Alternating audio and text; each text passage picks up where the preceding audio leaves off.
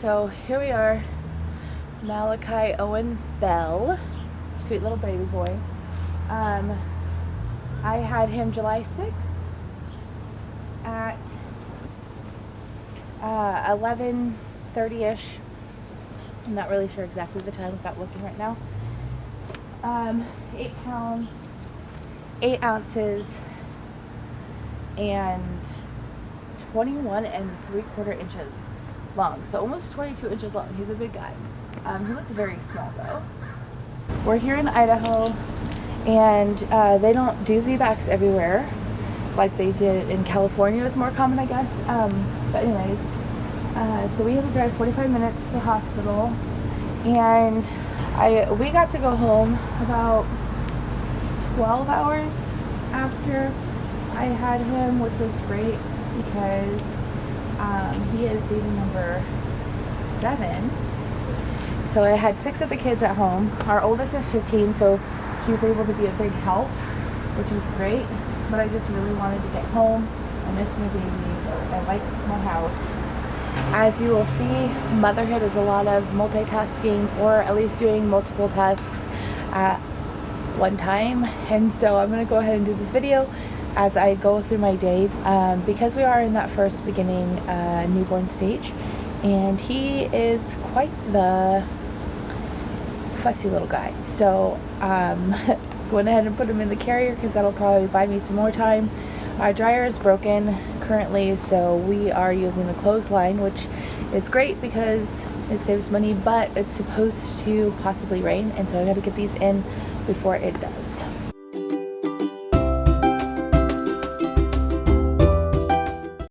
Just in case it doesn't rain, I want to go ahead and water these plants. These poor guys have been quite neglected since I brought home baby. He's my 3rd largest. My largest is Evelyn, who is number 5, and she was 9 pounds 10 ounces. If you watch any of my other pregnancy type videos, then you'll probably hear me talk about her.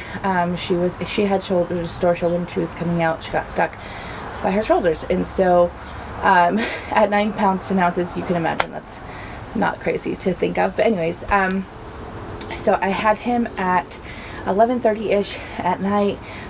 Really great labor and delivery considering all things and everything that I prayed for. My last pregnancy, my son was born via C-section, and then before that, like I said, number 5, she was shoulder dystocia. So the fact that I had no complications, no issues with him was a blessing. If you're interested in hearing my positive labor and delivery story, I'll link that down below in the description so that you can go ahead and watch it. It was a really great experience, and I'm so thankful for it. So that's that. Now we are tomorrow will be 5 weeks. We'll be home for 5 weeks. So I feel like I've gotten to know this guy a little bit. He is starting to come into his own, and he's having some expressions now, and it's not just like gas smiles or the peeing ooh, but like actually having some expressions when he notices my face and stuff, which is super exciting. Or when the kids are in there, it really grasps his attention. When the kids are down on his level, like in his face and stuff like that, he's starting to be very intrigued by it and paying attention. So that's fun. He is quite the fussy little guy. He's got tummy issues, which my second son also did. Let me go ahead and put this in there and we'll keep going. Anyhow, I pretty much have to wear him to get anything done because he doesn't really like to be put down. He hates the sweetie, hates the bouncer. I'm very thankful for my mother-in-law and for friends that will hold him and care for him in the times that I need to, and give me a break from wearing him. But for the most part, I just kind of wear him. Welcome to our schoolroom. I am trying to get prepared for the school year, and so I am trying to get this all together. And basically, because I have a newborn who tends to be on the fussy side, I have to just kind of do little bits when I can, when I have time to. So that's what I'm going to do right now. I do this video. So here we go. You have the first 48 hours, which are usually are peaceful. About the second day is when they start to come into their own and realize they're not in the womb, they're not getting they start getting more hungry. And for him, he started having the gassy troubles, and so that kind of kicked off. And so when the first 48 hours were over, it was really apparent, like, he's not as easygoing as I thought he was, which is totally fine. But the first week and a half, he was up every night from 2 to 6 a.m. and I was like exhausted and distraught, and it was just a really hard time.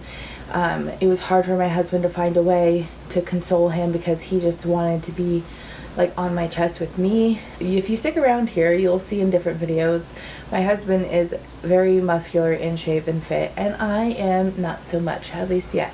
And so we have two very different body types, is my point. And so I think that he finds comfort with me because I'm nice and comfortable, where my husband is not so much. So he can't get him to be comfortable in this like position, which is what he likes. He likes to be upright. And so my husband finally, after 5 weeks of him being home, figured out he likes to be faced outward and kind of like draped over his arm. For him, that's like the way he finds comfort, and he can finally console him, which has been great. But you know, in the first couple weeks, that was not the case, and so I was the only one really that can console him. And my mother-in-law didn't get here until he was almost 4 weeks.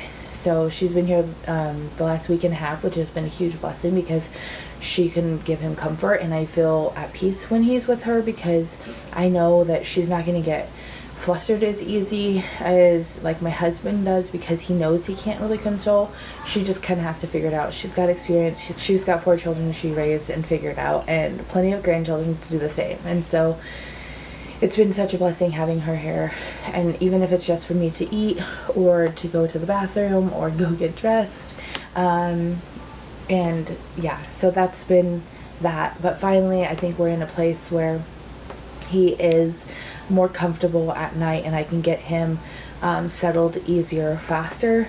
There is still a point between like 4 and 6 a.m. where he's out for about an hour or so, and we'll work through that. We also do co-sleep, which I know is like a huge controversial thing, and I hope that I don't upset anybody by this, or that they don't come flooding in the comments or anything like that. But that's okay. I have co-slept with all of my children because I do nurse, because I find it easier for me to be able to sleep.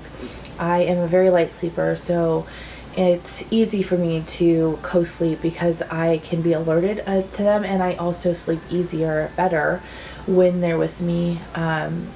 And like, we have a system, me and my husband, like this is our 7th kid, we figured it out. I was a single mom with my first daughter, and that's basically the only way I could survive. I also only had like, it was anyways, that's how I had to do it when I was a single mom, and so that's just how I learned, and it's what I prefer to do. And I've tried to sleep train, and I've done different things throughout each one, but when they're this little, it just works out best for us to co-sleep. And so we do have, you know, safety measures and everything like that, but that's what we're doing, and that's how I'm able to get sleep. I'm not recommending you do that. I'm not advocating for it or saying that everybody should do it. I think that you kind of have to figure out what works for you and what is best for you. And I know that they don't advise to co-sleep, and there's good reason for that.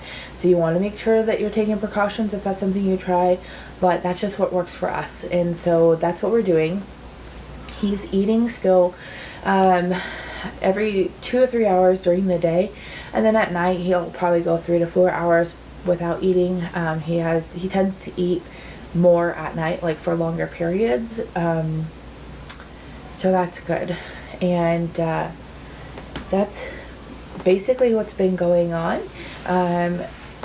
I think that in this season it's really hard to get focused on the fact that it is really hard and it's exhausting, and there's the very few moments of like relaxing, but I've just been soaking up the snuggles, taking it easy, and trying to focus on the fact that this is not going to last forever.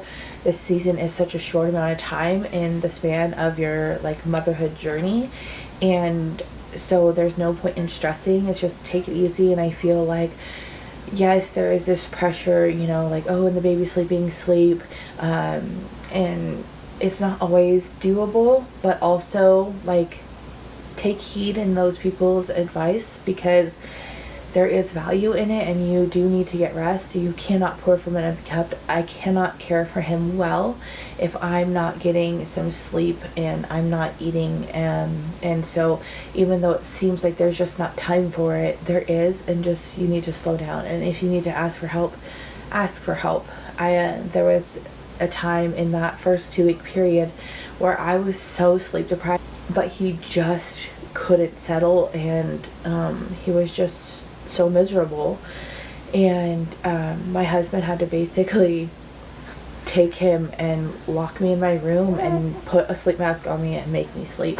And I had like a 4-hour chunk of like a block of sleep, and I felt like a completely different person. It was huge. I just want to share that, because even moms that have multiple kids and have done this multiple times and aren't first time moms still need to have still need sometimes for people to step in and help them out. And so I just wanted to share that.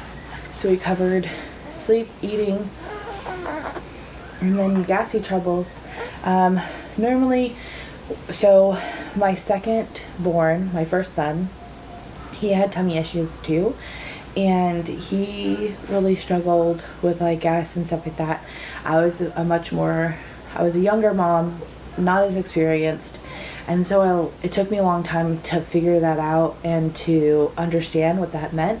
And now some of the like tools that I would use is like gas drops or gripe water.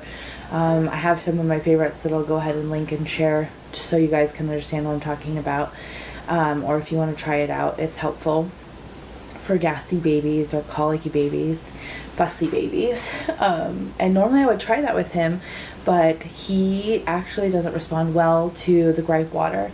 And the gas drops kind of he gets really uncomfortable because he's like passing the gas, so it helps get the gas out when I can't get the burp, because there will be times where I'm like burping him for an hour and I just can't get the burps out, and so I'll give him the gas drops to help him pass gas the other way. And he gets really uncomfortable while he's doing that, and then he'll like calm. So if I absolutely have to do it, I will use the gas drops, because I want him to get the gas out. He's so uncomfortable and miserable, and I know that he like almost immediately relaxes after it's all said and done, but it just makes him really uncomfortable for a short time while he's getting it out. And so I don't want to use that if I don't have to. And those are usually tools that I use, but like I said, he doesn't respond well to them, so those aren't things that I do. So what I've been doing is I will feed him for a little bit, and once I start noticing he eats a little different, like he'll pull harder on my nipple, or he's kind of like sucking harder, okay, he's got a gas bubble, let's go ahead and get that out, and then I'll finish feeding him the rest of the time, so that way he can get the full milk, because you don't want them to get just the front milk, the fore milk, because that's like the more easily digestible, sugary, acidic milk.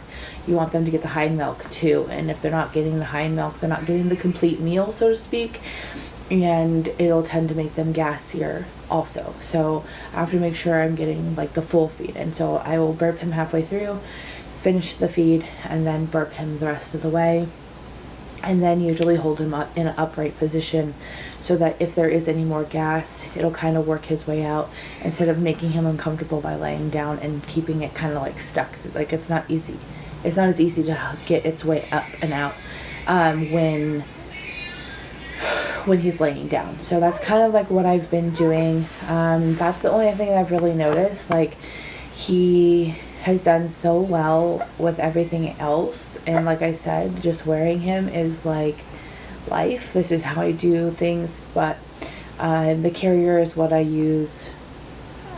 With like the wrap carrier is something that I use in newborn life anyways, because it just makes it easier. If you're a mama of multiple kids, you understand like you still have things to do, and so this kind of frees up your hands, to do those things while still holding the baby and keeping him comfortable.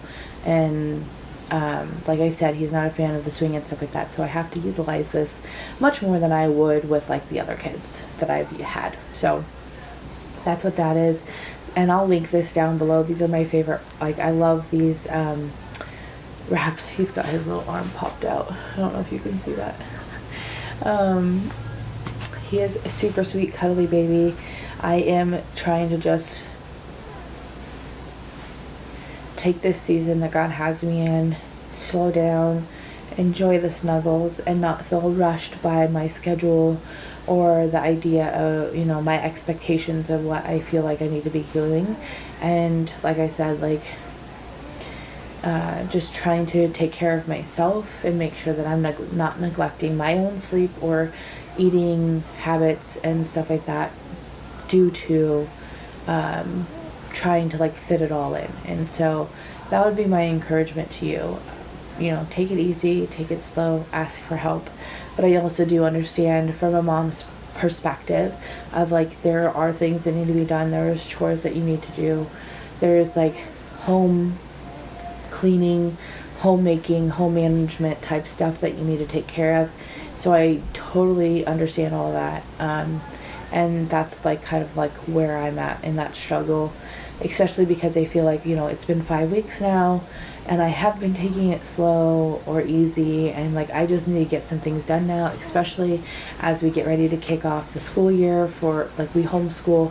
And so like I need to get this room all squared away, and I need to unpack all this curriculum right there. I need to unpack that and like start lesson planning and stuff, because we're supposed to start next week, and I just don't think that's gonna happen. I think that we're gonna have to wait another week, which is just not something I want to do. So that's basically what's going on. That's my newborn update slash like where we're at with that. See, he just had a burp. So that's why this upright position, little pat, really helps. I hope that you enjoyed this video. I hope that it was helpful for you, or just gave you a little insight of what it looks like to have a newborn, or what to expect, or you know what, really just, you know, if some of these things are going on with you, you're not alone, and there are other mamas in that same season. I forgot to introduce myself at the beginning of this video, but if you're still around here, my name is Cassidy. Hi, I am glad that you are here and watching. I hope that you stick around by subscribing, and make sure you hit the bell so that you're notified anytime I release any new videos. I do like to focus on motherhood and homemaking lifestyle stuff here on this channel, and so that's what you'll find. If you're interested, make sure you do subscribe, and I will see you guys in the next one. Bye.